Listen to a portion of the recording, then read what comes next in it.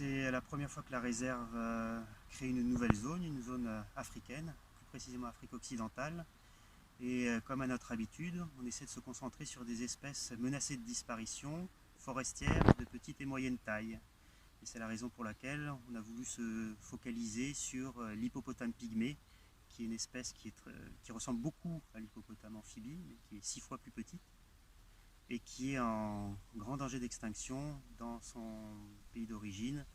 Enfin, la zone d'origine, c'est l'Afrique occidentale, Côte d'Ivoire, Libéria, Sierra Leone. Pour accueillir une espèce menacée, elle fait partie d'un programme d'élevage qui est coordonné au niveau européen, donc c'est le zoo de Bâle en Suisse qui coordonne. Et alors en fait, on fait appel à ce coordinateur et lui va nous expliquer quel individu serait susceptible de venir dans votre institution. Et pour le moment, on a une seule femelle et un mâle va venir prochainement.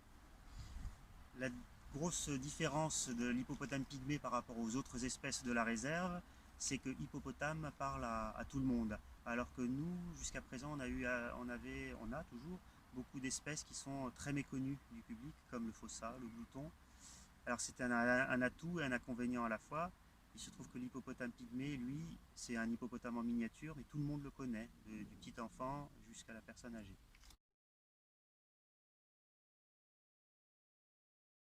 2 heureux événements, puisque les 6 femelles sont arrivées et 2 sont gestantes en fait.